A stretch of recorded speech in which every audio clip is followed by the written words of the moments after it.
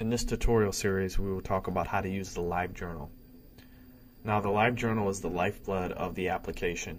It's used to record and track your results, and it's one of the few components within the application that you'll more than likely use every time you log in. Now, once you log in, you'll notice that in the Dashboard tab, which is the default tab that's selected, the LiveJournal appears here in the center. Now, generally, it's going to be, when you first make your first declaration, you're going to notice that most of the columns and the rows are either going to say Type 1, Select 1, Type 1, or Met Goal. That just means that they've yet to be filled in, and along your declaration, you're going to be filling them in date by date.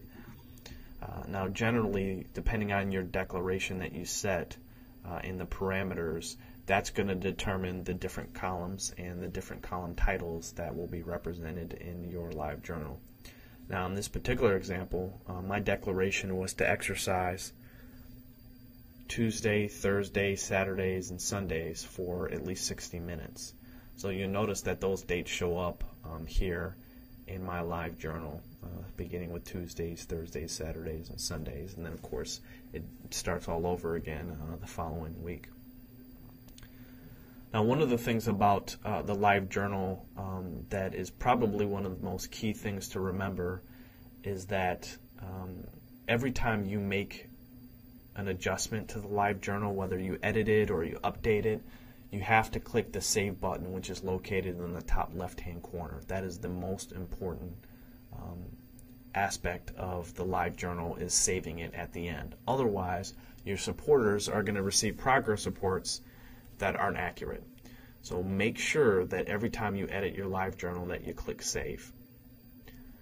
Another frequent question that we get is the LiveJournal dates. Unfortunately, when you click on these LiveJournal dates, nothing occurs.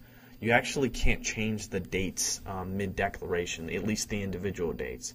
What you can do is go back and change them under the Profile tab. For whatever reason, if you feel like the declaration that you made, let's say your example is similar to mine, where you work out Tuesday, Thursday, Saturdays, and Sundays, but you say, you know what, it's a little bit, I overextended myself, and it's probably best that I take Saturdays off of my declaration. You can do that under the Profile tab. What you can't do is you can't change an individual journal date to your liking. So, for example, you said, you know what, I worked out Wednesday, but I didn't work out Thursday, and Wednesday wasn't one of your declaration dates. You can't change that Thursday, that individual Thursday, to a Wednesday or a Friday. Those journal dates are not editable, and there's a reason for that. Declare, its whole philosophy is to make sure that it helps you form habits and have more of a regimented routine. A lot of people create goals in a very cavalier manner, meaning they might say, you know what, I'm going to work out Thursday unless my favorite television show is on, and if my favorite television show is on, I'm going to work out Friday morning instead. And that, although might be convenient, it's not the best way to get results that are going to last long, and it's certainly not a good way to go about goal setting. So Declare it kind of forces you to get out of your comfort zone and commit to specific days and develop a routine, because that's the best way to get the results that you're looking for.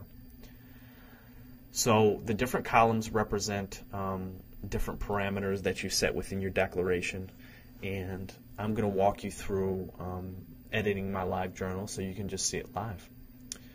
So I'm going to click on the date that I want to edit my LiveJournal. And of course the journal date is set. If you notice, if I try to click on another date that's after that particular date, I can't do that, and that prevents anybody from cheating.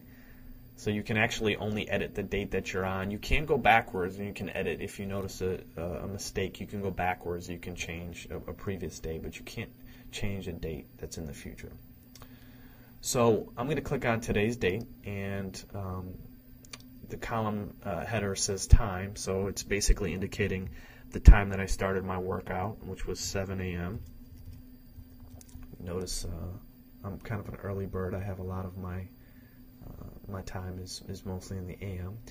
The third column is the event.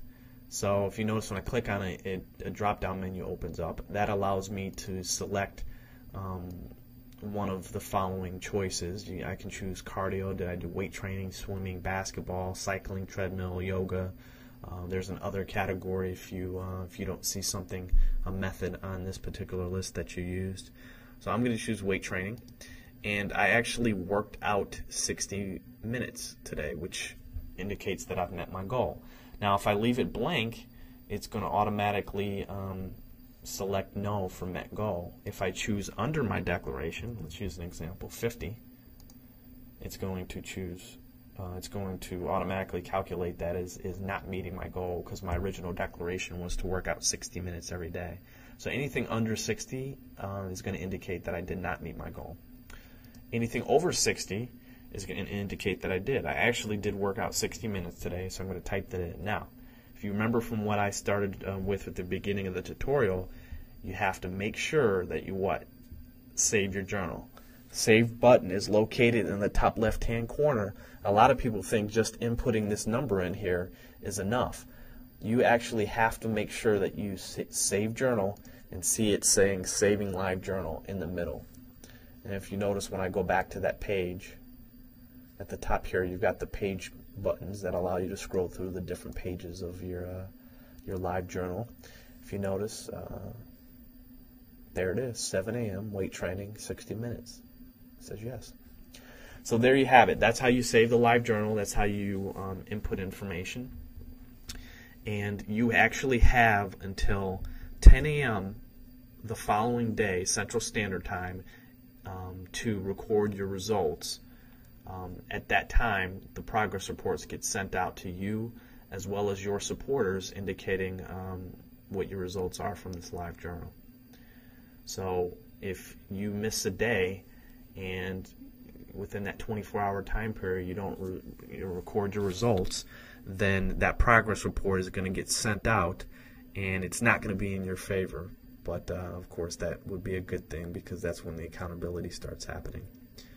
So feel free to tune in to any of the other tutorials that we have. We're going to be making more in the future, and you can also visit blog.declare-it.com for additional support. Again, that's blog.declare-it.com for additional support. Thanks for tuning in.